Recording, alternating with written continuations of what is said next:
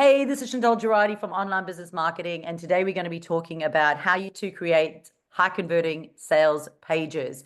The number one rule of social media is to get people the hell of social media, and that is to the website. So we can either capture them as a lead or we can basically make the sale.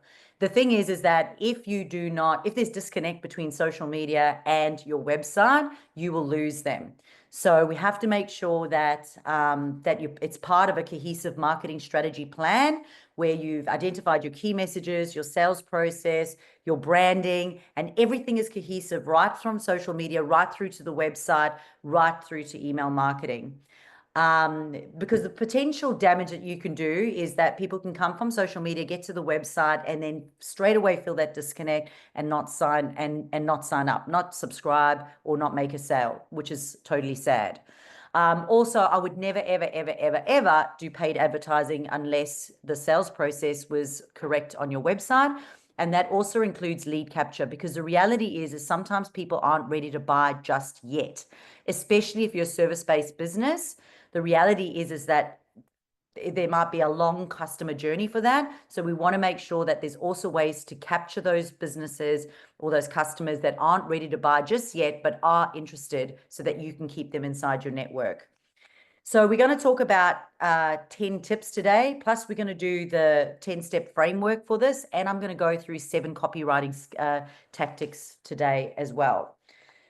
So let's have a look at it. So they are absolutely crucial, a good website sales page, because it is about capturing your audience and engaging your audience. For me, it's also about qualifying and disqualifying the right person. It's about really identifying who that person is and making sure that they felt seen and heard on your page, so it feels like home to them. So the other thing is that when traffic is coming from Google, from social media, from ads, whether or not they're just browsing or ready to buy, we want to make sure that the website is equipped to take that lead or to take the sale. The website is also a great way for you to establish your credibility and build trust through persuasive messaging. So I am going to include some copywriting skills today for that as well. You can influence people's buying decisions through your call to actions and your convinces, and even the layout, the order in which you actually lay things out on your website's really important as well. Often, whenever I'm auditing websites, it's like I feel like sometimes you've got to move this up and move that down because it's just in the wrong order. It has to be logical to the person who's jumping onto your website. It does improve your online visibility, obviously, through SEO optimization as well. So we do have to consider that we are using search engine optimized words on your website. But the reality is if you understand who your ideal customer is, and if you're using the language that they use in order to search for you, it's really that simple. So you need to think about like what an extra 1% lift in your conversions could compound to, like month after month, in revenue.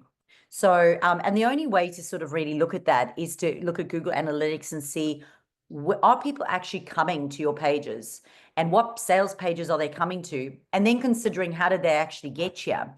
So did you do anything that week that was extra wonderful, that all of a sudden, you've had a 6% increase in people coming to your website? But then if you've got a whole whack of people coming to your website and there's no conversions, you have to look at the flow and the content and your convinces and your credibility to make sure that people are actually following through with the purchase. So for someone like me, no one's going to go onto the website and just purchase. They're going to book a call. So it does need to be logical to the person who is buying. So a strategic sales page needs to hook the person in the first 3 seconds. If it's not within the first 3 seconds, they'll go. And that's why that first front mission statement page is so incredibly important.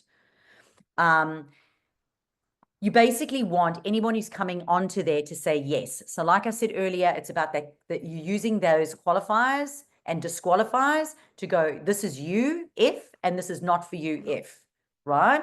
So we actually want to get rid of the people that are not supposed to be there, and we want to show the people that we work with who we really are and why they should work with us. This gives us an opportunity then to position us as the obvious choice. And then price becomes secondary. So if it's connection driven, then people won't worry so much about the price. Okay. They'll go, I just want to work with you. I had a lady message me last week. I think it's been about 3 years. I honestly, I've never interacted with her. Apparently she had a sales call with me a couple of years ago. I don't remember. The timing is now right and she signed back up again. Well, she signed up, not again. She booked another call. I actually didn't remember her, which is obvious because I speak to a lot of people on calls. But yeah, so she booked because she knew that once she had money, that was, and the timing was right for her, she was going to come and actually book that call and work with me, which is great. So we want to make sure that we're capturing people. So if they're coming from Google, if they're coming from social media, if they're coming from ads, we're going to capture them. If we're not going to capture them as the sale, we want to capture them then as a lead. So we need to make sure that we have those lead people in there. All right, so let's look at some of the conversion triggers that literally you can do today, and that's going to help activate everything for you. And we've got 10 of them. So number one is that transformational headline. You have to promise the before and the after. So I do have a headline template for our live audience today, so I can share that with you. I can also share with you the sales page template that we have, which for our live audience today, I'll do with you guys at the end. So it's something like go from this to that in this amount of time. You want a promise and beneficial statement, like who this is for and what the promise is that you're promising them. And that needs to be massive and on that first page when they get there. So as I said, it qualifies and disqualifies the right or wrong people. Number two is you want to problem, agitate, solve, and amplify. So they call it a PASA, P-A-S-A, problem, agitate, solve, and amplify. So you want to state the pain, deepen the sting, and offer the fix. So I talk about rubbing salt in the wound. It's like identify their pain, but the real practical things. It's not like, are you overwhelmed? It's like, are you absolutely dreading running your marketing, like waking up every day and having to manage your marketing? You want to try and get like real practical examples of how that might look for someone, not just the emotion. So you want to state the pain and, as I said, deepen the sting. So really show them that you know them by connecting with them and showing them like the impact of how that would be on them. And then you're going to offer the fix. And of course, with all marketing is about not what you do that's the same as everyone else. It's what you do that's different. So having those key messages is really important. Your points of difference, key messages, like your fundamental content pillars, so important. So number three then is micro story loops. So you want to make sure that you're going to drop in little short client wins. So it's like Sarah improved her sales by 37% in 14 days. So they're kind of like little statements, not massive, big case studies, but just little micro loops to show you some client wins. And you're just kind of dropping them in there subtly. Number four is the dual read copy. So I like this because I always say, make it skimmable, all right? I'm a skim reader. I can consume huge amounts of writing, and I do that by skimming. And I do that by looking at the headlines, the subheadlines, and usually like either the first sentence or the last sentence. So you want to make sure that that you've got bold promises in the subheadings and that it is skimmable. So anybody is skimming through it can have a look at it. But of course, those who actually prefer like deeper, longer paragraphs for more detailed orientated customers, you want to have that as well. But make sure I always go back afterwards and I read just the headings and the subheadings and like the bolded bits, and all of that must make sense in itself for those that just skim read. Number five is value stack anchoring. So you want to price each bonus individually, then reveal today's single irresistible offer. Now, obviously with e-commerce businesses, that's a little bit easier to do. But you could just have some, value things. So it's like, oh, mention this offer to get to get $1,000 off your onboarding session. They just kind of like little value stack things that you can do that will implore people to take action rather than just sit there and consume content. Number six is risk reversal. And obviously you've got to be able to deliver on what you're promising. Yesterday was Mother's Day, And I'm from Brumbies. I got this coupon and it said, all the mothers, like, here's a coupon. You can buy three cupcakes and get one free. And I thought, oh, that's amazing. So I go to Brumbies and it was about 11:30 and get there at 11:30. I give them my coupon and they go, sorry, we're all sold out of cupcakes. And I was like, what the hell, man? I just drove all the way here to get my free cupcake and you like promised it to me, you know? So I think like whatever you promise on, you really do need to deliver. So risk reversal could be something like, implement this within 30 days and don't get a result. And we'll give you we'll give you a refund or something. But whatever that risk reversal promise is, come on, so needy today. Make sure that you can deliver on it. It is something that you can do. Number 7 is dynamic personalization, which means you want to swap some testimonials or bonuses based on visitors' location. So for a service-based business, for example, you could specifically mention industries or locations. So it's dynamic personalization. So for example, I might mention you can meet me one-on-one on the Gold Coast, because they can if they want to, and that might persuade somebody to actually work with me based on the fact that they can actually do it one-on-one. So you want to just put in some of that personalization as well. Number 8 is conversion micro copy. So you want to add buttons, but with gentle nudges. So, this will take 60 seconds, for example, no card required. So people know they can push the button and they don't have to worry about a payment coming. So they're gentle little nudges that make them feel safe to actually push the button. If you want to look a little bit more in depth at call to actions, there is a blog on call to actions that you can follow. Number 9 is about heat maps. Okay, so heat maps, you can actually go in and you can use tools like Hotjar, and it will show you where people are spending time on your website and how long they're spending time on your website. So you can consider moving your call to action buttons. So for example, one of the websites we were working on recently, there was a lady and she found that there was a call to action button about 2/3 down the page, and it was the one that was getting the most amount of hits and conversions. So we actually moved it up the page and then monitored it, and then that actually worked better. So we moved the other buttons further down, and that increased the conversion. So having a look at the heat map can help you. So that's called Hotjar. Number 10 is creating urgency.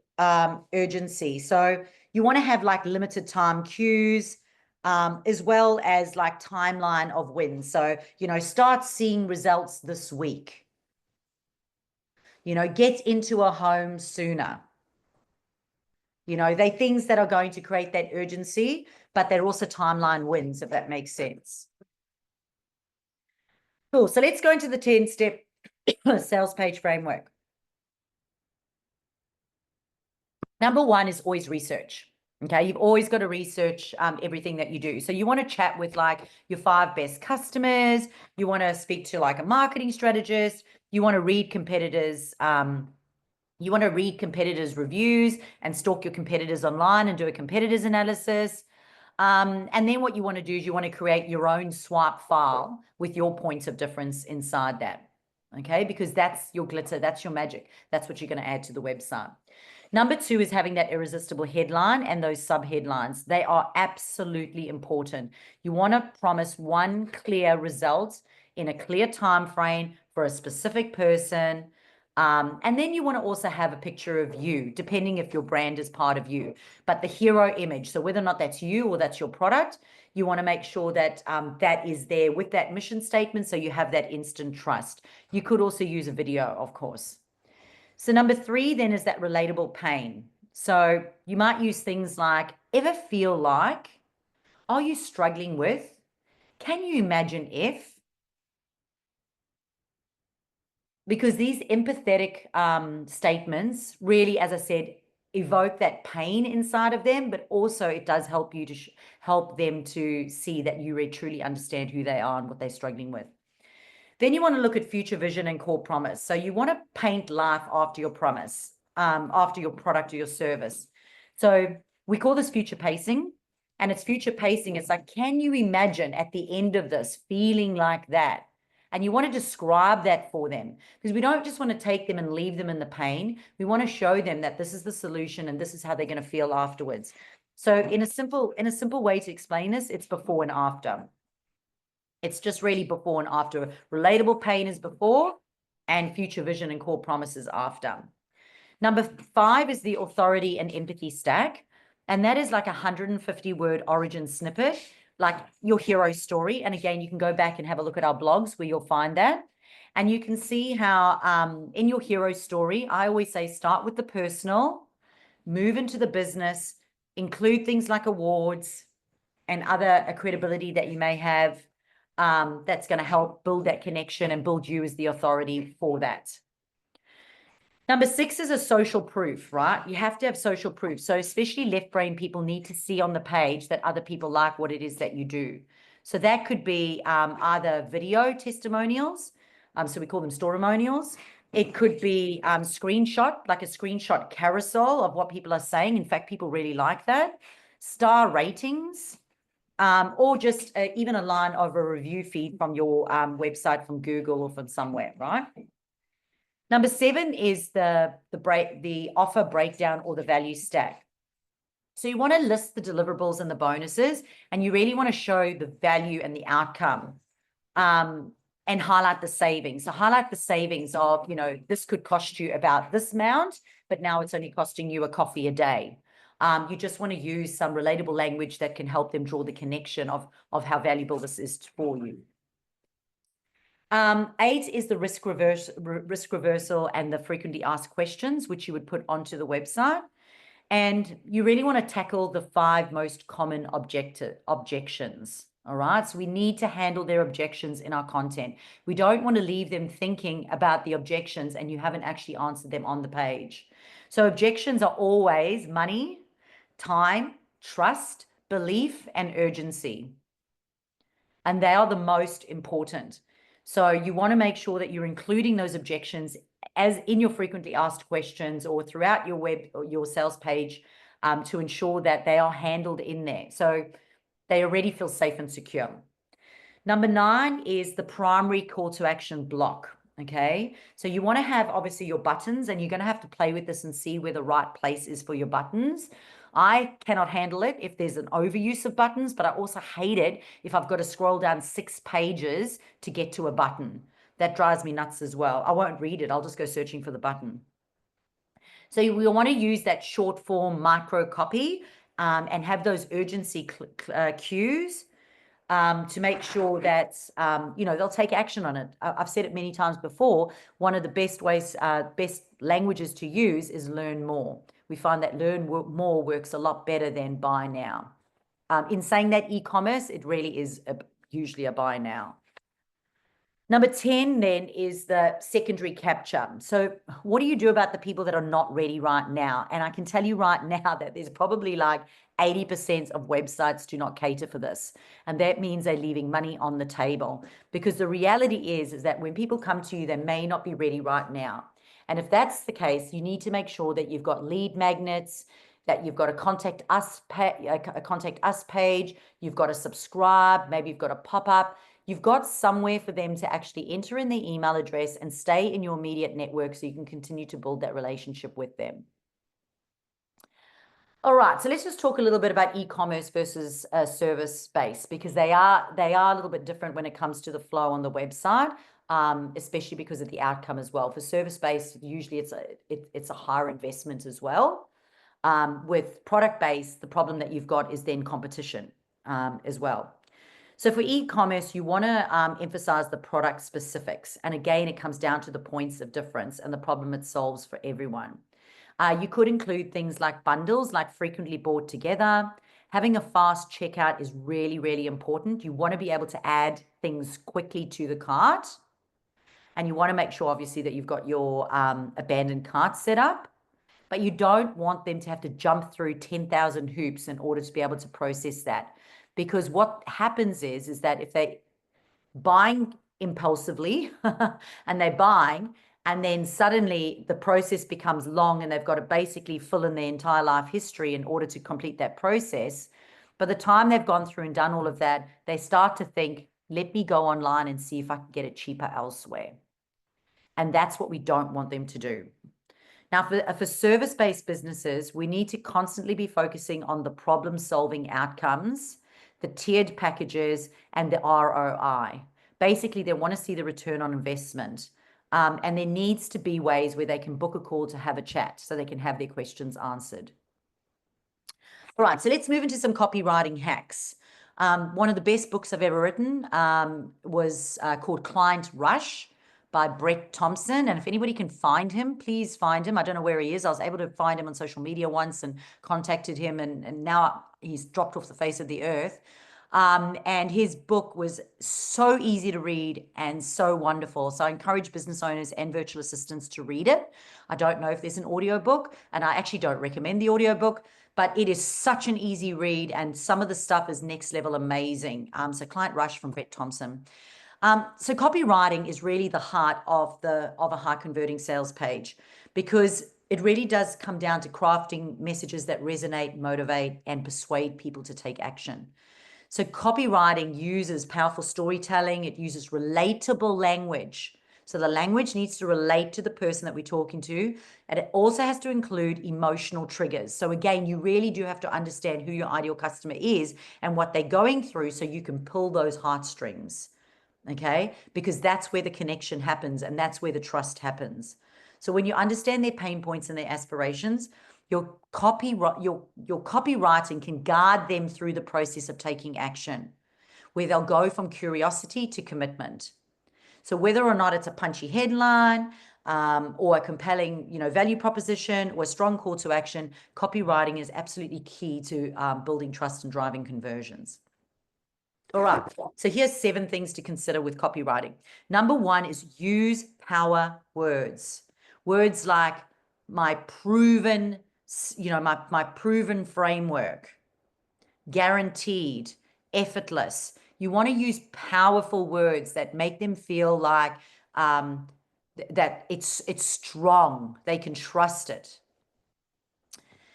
The second thing is you always have to have a sense of urgency. So every time I write something, I go back and I scan it and I go, is there some sort of like FOMO, like fear of missing out? Like, oh, we've only got limited spaces available. This will sell out in the next 24 hours. Like there just needs to be some of that language, that sense of urgency language. So limited time only, don't miss out, encourages quick action. Number 3 is focusing on the benefits, not on the features. So a lot of people go wrong with this. They go, you get this and you get this and you get this and you get this and you get this. And I've seen this in the service space as well as in the e-commerce space. So I might give you examples. In the service-based space, they might go, you'll get 6 one-on-one sessions. You'll get 12 months of 1-hour group sessions. You'll get, so they go through all the deliverables. And people aren't interested in the deliverable. What they're interested in is you're going to get weekly accountability. You're going to get one-on-one strategic appointments. So it's the absolute outcome of what they're going to get, not the deliverables. In an e-commerce business, it's like they might go, for example, with Donna's business, they might go, this drink bottle is 375 liters capacity. It's made with this, it's made with that. It does this, it does that. And you do need that. But that's not the most important thing. That's just the little drop down thing over there, down there, of basically what the product description is. The product or the service description is the outcome of what they're actually going to achieve by having it. It's the point of difference. It's the point of difference and the outcome, which is great. 4 is breakup text. Now, this is a biggie for me, and this is on social media, emails, website, any copy. The breakup text is really important. You want to break it up with bullet points, subheadings, short paragraphs, even including bold writing every now and then. I use capitals. Some people freak out about that because it's not grammatically correct, but I use that, and that was actually something that I learned from the book, Client Rush, is that to be a little bit disruptive in your writing, because people read so much. So if you have your little theme of how you write things, and some of you will see the theme of how I write things, because I always go, so And I always go, dot, dot, dot, dot, dot, dot, dot. And I do that, but they are line breaks. So people keep reading because the writing is playful. But yeah, you decide what that is for your business and then follow that. Number 5 is making sure that social proof is in there and not too far away. Okay, you want to have social proof not 10 pages down the line, because you want to make sure that they don't have to go searching for it, that it's right there. So you could basically choose, for example, 3 to 5 of your absolute favorite testimonials and put them in there. Just remember, strangers are reading it. So if they're a stranger, that it needs to be a testimonial that they can read and understand and is relevant. Number 6 is using storytelling techniques. So often, again, we go blah, blah, blah, blah, blah, blah, blah, blah, blah, but we really want to have it conversational. We want to have it personable. We want to have it as we're telling a story, because it's more emotionally engaging for audiences to read. And number 7 is you want to make sure that you've got action-oriented call to action. So use phrases like get started now or transform your business today. Now, as I mentioned before, there is a blog on call to actions which talks about specific language and especially the different types of buyers out there as well, and how you need to adapt your language to that. So if you haven't read that, go onto the website and check that out. All right, so let's talk about SEO and some of the tech that's involved with this. And number 1 is obviously making sure that you're sprinkling your keywords into your content. So into your headings, into your text, into your image alt tags, and into your internal links. You want to make sure that it is mobile friendly, because if you go on and you have a look at your stats, your website stats, you'll see how many people are actually viewing it on a mobile. And if they're viewing it on a mobile, you want to make sure that your mobile is loading in under 3 seconds. So you could run a Google page speed test. So it's called Google Page Speed, and you want to score under 90 plus. Okay, so run it a few times and see if you can get your website under that score. Number 3 is compressing your images and your lazy load. So any of those sort of images that are taking too long to load, you want to make sure that they're still a good quality, but that it's not impacting the load speed. Number 4 is reviewing those heat maps, which we spoke about earlier, and that will show you where people are dropping off the funnel. They will show you where they are. So they might be hot, hot, hot, hot, hot, and then suddenly they get to here where maybe you've got a call to action button that says buy now or die, and suddenly people don't buy, and you go, you know what, maybe they don't like that language, I should change that language, right? So heat maps can really help with that. You want to utilize tools like Yoast SEO. So we use that in the back end of our website to support us with our blog writing. We want to make sure that we can get that it's optimized. And that will help you with your meta descriptions, your titles, and the readability of your blogs and content on the website. So you can use tools like Google Page Speed, GT Metrics, or SEMrush to check your site's performance. SEMrush is a really good one, SEMrush. Regularly update your plugins and content to maintain SEO ranking. This one's a little bit weird because so many people think when they get a website, they don't have to have someone manage it.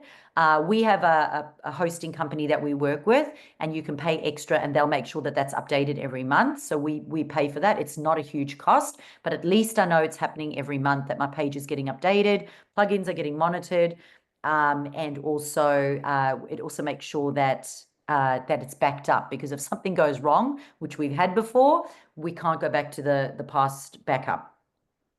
And of course, then you could also consider, if you don't have a website, using or if you do have a website, you don't have an email marketing platform, you could consider using a platform like OBM Hub, which is an all-in-one marketing platform. You can support you with that.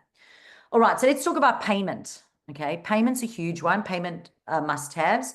It's important to note that behind the buttons on your website, you can put payment links. So for us, we use Stripe. We find it better than PayPal.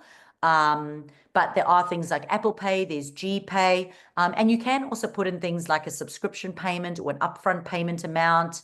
Just make sure that you also include your T's and C's. Also for those, you can put Afterpay in there as well. And there's so many different payment options now that you can do it, but you just want to make sure that visually it's appealing and you give people all those options.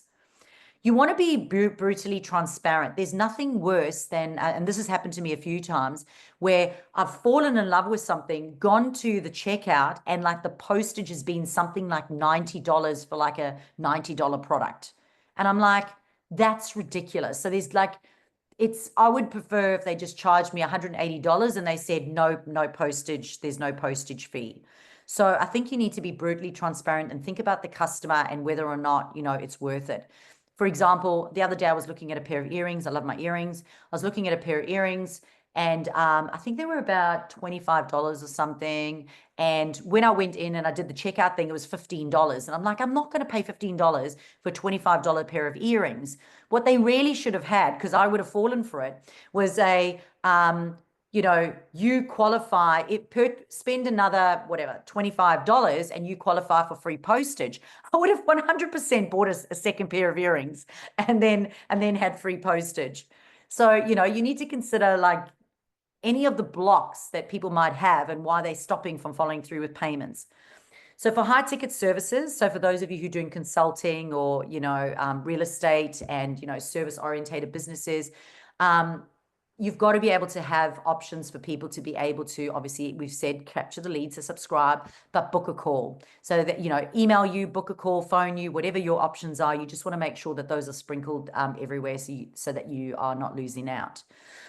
So let's just talk about lead capture options. So for e-commerce, I like a simple subscribe button. You could have a first-time buyer's coupon. So it could be subscribe here and get 10% off your first purchase. I do like it that if you do that it automatically flips up the coupon code because that encourages people to purchase right then and there because else they think they're going to lose out on that coupon. And of course, you can have a downloadable document. So we find that catalogs work quite well, where you've got like a product catalog where people can actually download it and they're happy to give you their email address for it, which works well. For your service-based businesses, you want to have your, book a call button or choose a time to chat button. You might have a consultation form for them to fill out.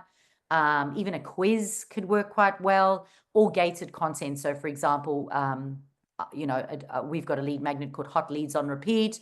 We could say, download that document. And you can have that as a pop-up on your website as well.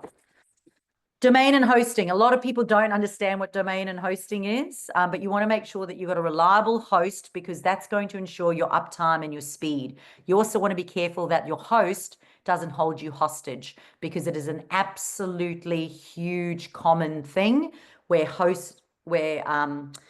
hosting providers, or actually the website developers often will hold you hostage, meaning that they won't allow you to move. And people have actually had to close their website down and start again. So if you are looking for a reliable provider, we've got an Australian reliable provider who we absolutely love and who is so efficient. And the uptime and the speed is just amazing. And they charge what everyone else charges. It's the same price. So if you do want to move, let us know. Then when it comes to your domain, you just want to make sure that you keep the name really simple, relevant, and branded. I couldn't believe that I got onlinebusinessmarketing.com.au and I couldn't believe that I also got OBM School and OBM Hub. I was absolutely over the moon that I was able to actually get the ones that I wanted. But you want to make sure that they're simple, they're relevant, and they're branded. Okay, and not too long. I'm glad I got Chantal Girardi, but really it's so hard to spell. So I'm glad that I have online business marketing now because you can redirect things to it. So let's look at website management tips. It's really important to make sure that you continually looking at your website to see what's happening, like your heat maps and your Google Analytics to make sure the SEO is on track, but also making sure that you are updating it with blogs. And if you run a product-based business, that you're updating your products. You're updating your blogs on your website.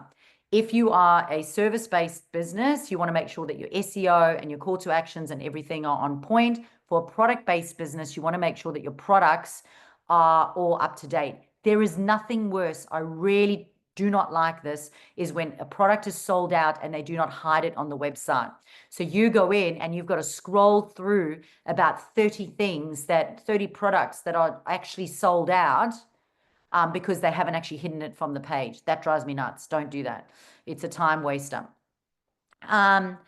You want to make sure that You want to be checking and updating those plugins for security. I've mentioned that already. You want to back up your website frequently, and you want to be checking Google Analytics. I have said that 1,000 times, but so important to note.